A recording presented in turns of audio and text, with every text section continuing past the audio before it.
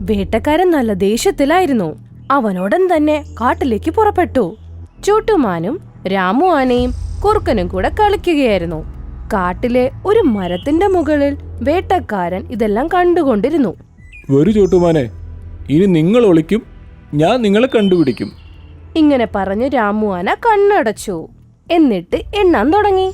ദുർഭാഗ്യവശാൽ ചോട്ടുമാൻ നേരെ ആ മരത്തിന്റെ അടിയിൽ ഒളിച്ചു. അവിടെ ആ വേട്ടക്കാരൻ ഉണ്ടായിരുന്നു. വന്നിരിക്കുന്നു എന്റെ ഇര.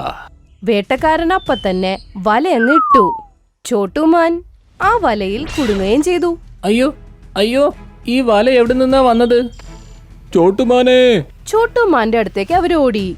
അപ്പോഴേക്കും വേട്ടക്കാരൻ ചോട്ടുമാന്റെ തലയിൽ തോക്ക് വെച്ചു. ആരെങ്കിലും എന്റെ അടുത്തേക്ക് വന്നു കഴിഞ്ഞാൽ ഞാൻ ഇവനെ വെടിവെച്ചിടുന്നതാണ്. രാമു ആന അവനെ തട്ടാൻ പോവുകയായിരുന്നു. ചോട്ടുമാന്റെ ജീവിതം അപകടത്തിലാന്ന് അറിഞ്ഞപ്പോ അവനൊന്ന് നിന്നു.